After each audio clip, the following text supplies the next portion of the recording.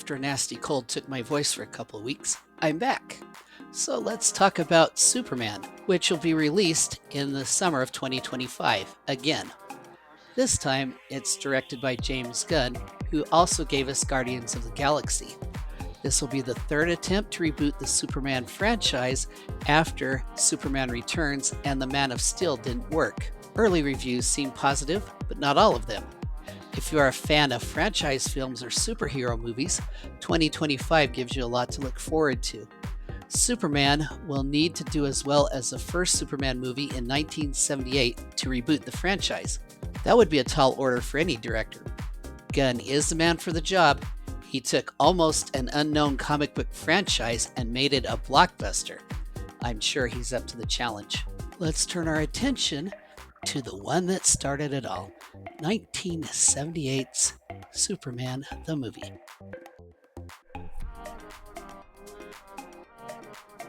The film begins on the planet Krypton, or Krypton if you say it like Marlon Brando says it. After three criminals are banished to the Phantom Zone, setting up the plot for Superman 2, Jor-El determines that their son, a red giant named Rayao, will soon go supernova. He suggests evacuating the planet. Of course, no one believes him. He promises that neither he nor his wife Lara will leave the planet, but he said nothing about his infant son named Kal-El, who he places on an intergalactic spaceship and sends him to Earth just as the star blows up, destroying the planet. Eventually, the spacecraft crash lands on Earth. The child is found by Jonathan and Martha Clark Kent, who adopt the child as their own once they discover his super strength. They decide to keep his origin a secret, and they name him Clark. We skip ahead to Clark's high school years, where after football practice, Clark runs faster than a passenger train. A young Lois Lane, who is probably 10 at the time, sees him. She gets scolded after telling her parents. After he gets home, his adopted father chastises him for showing off and adds that he was sent to Earth for a reason. After this touching father-son moment, Jonathan dies of a heart attack. After some time has passed, Clark finds his Superman suit and a crystal from Krypton. He said it called out to him.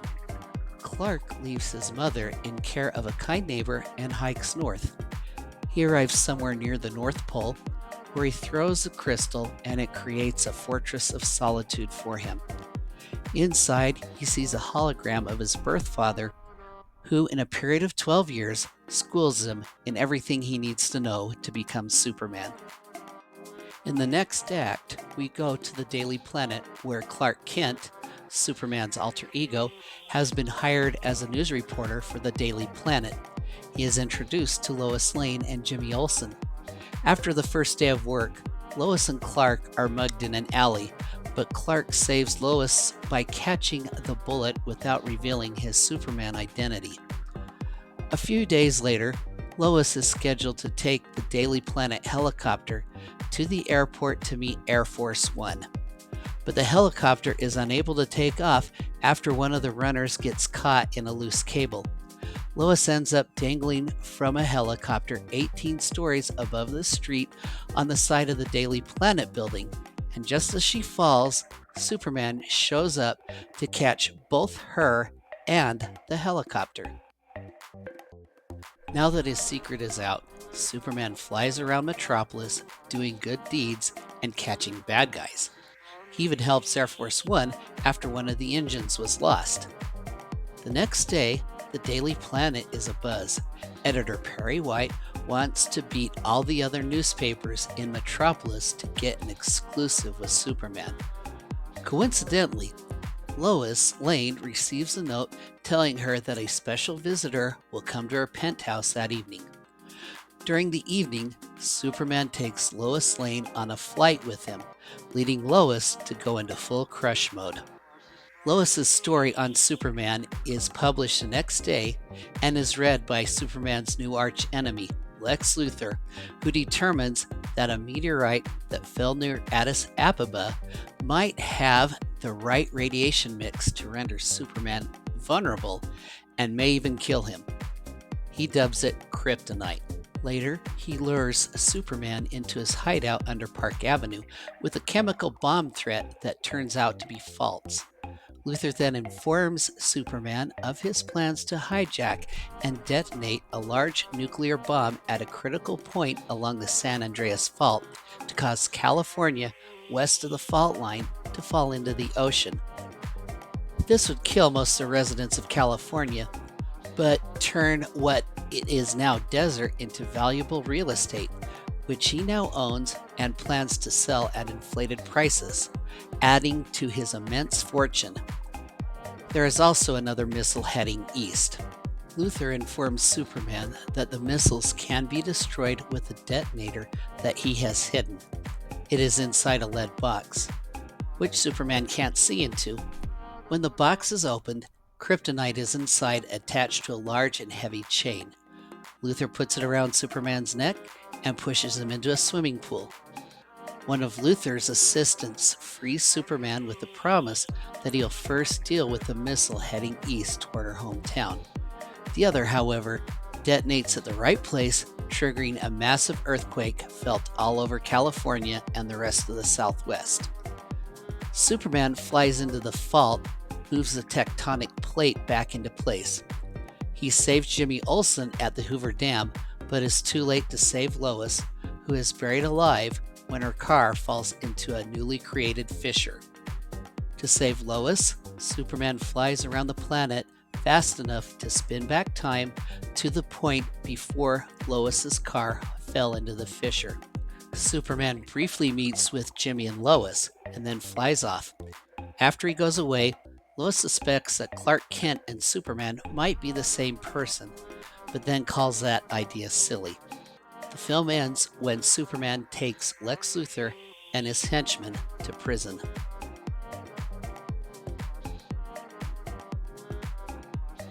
Superman, the movie, was the blockbuster of 1978. It was released prior to Christmas to take advantage of kids and families looking for things to do during their holiday break. It raked in a massive $300 million. That would be like $1.4 billion in 2025 dollars. It was the most successful superhero movie until Sam Raimi's Spider-Man, starring Tobey Maguire, in 2002 was released. Superman was proof that you do not need to make a perfect movie to rake in hundreds of millions. In preparing for this video, I read Robert Ebert's critique, and I will discuss his criticisms in part 2. In this part, I'm just going to establish a timeline. As we discuss the timeline, there are two things to keep in mind. First, that Superman always tells the truth, and second, and this is also most important, each Superman iteration has its own timeline. There is some disagreement on the timeline for this movie. In the underground library, Lex Luthor says that the planet Krypton exploded in 1948. This probably will not work in the timeline. Others say 1938, and that Gene Hackman was wrong and it was not caught by the director. But I think the year Krypton exploded is not important to the story. Jor-El states that he has been dead for many thousands of Earth years when Kal-El first sees him in the hologram. We don't know what year Krypton exploded, but it is likely many thousands of years ago. One suggestion I have is that 1948 was the year that Rayo's supernova explosion would have been visible from Earth had telescopes been pointing in the right direction and had telescopes been powerful enough to see it. But if the baby Kal-El took thousands of years to get to Earth, why did he only age a year or two? Well, on the journey to Earth, Jor-El mentions Einstein's theory of relativity. One portion of this theory states that the closer you get to the speed of light, the slower time runs. Because Kal-El is traveling at or beyond the speed of light, time is dilated.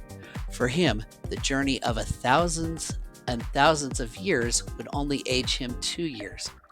Also, if you watch the space montage in the movie, you'll notice that the ship enters and exits a wormhole, just like in Interstellar. Here are the clues that I found relating to the timeline in Superman 1978. Clue number 1. As you are aware, teens usually listen to the most recent music produced.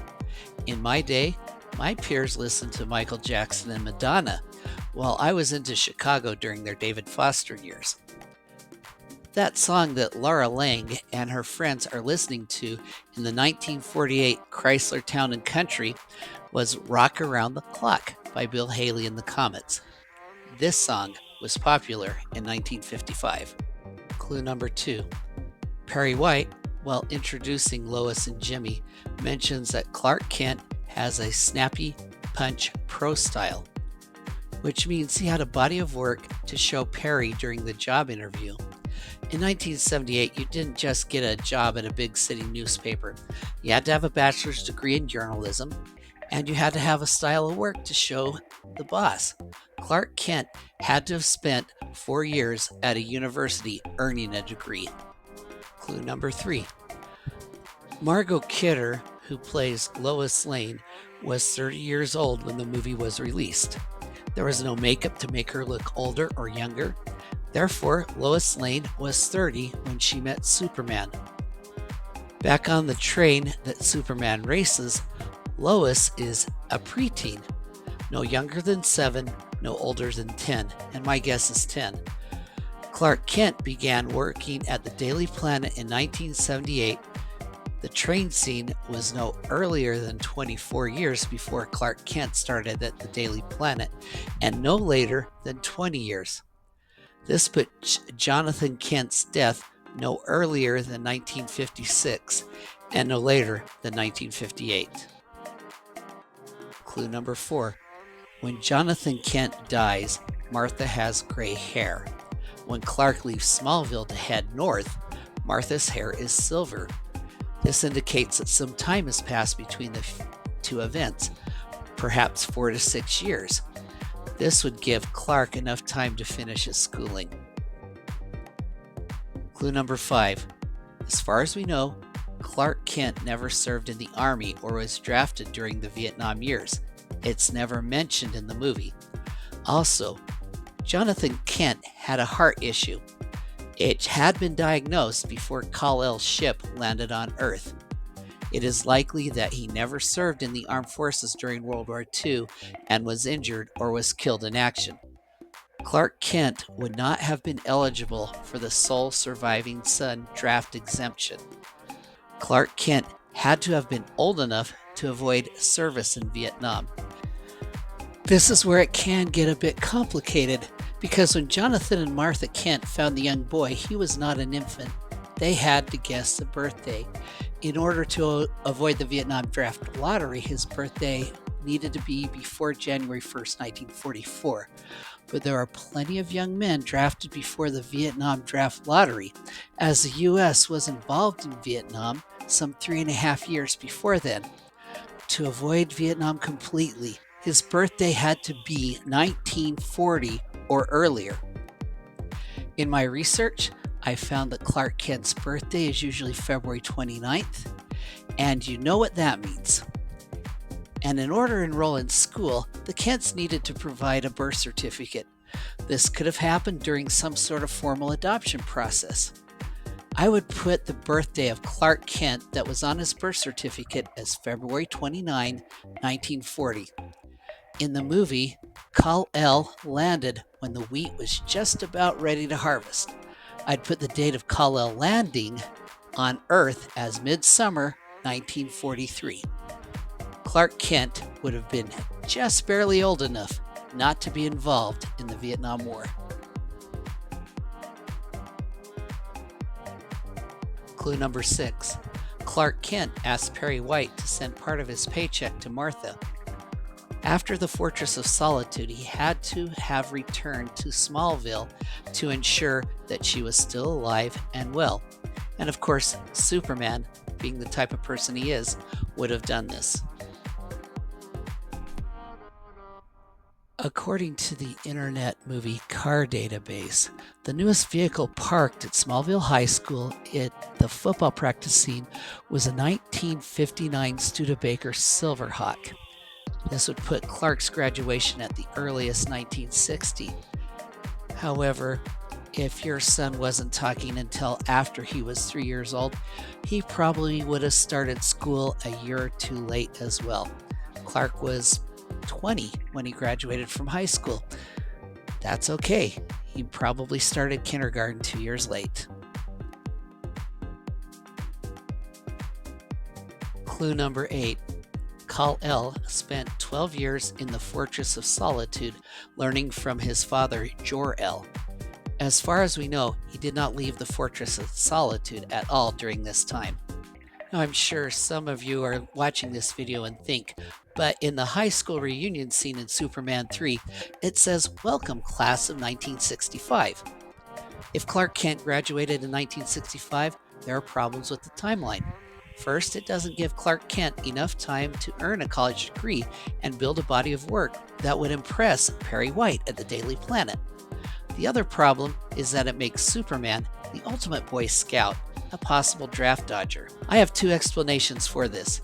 First, a small town high school would likely hold multiple class reunions at the same time.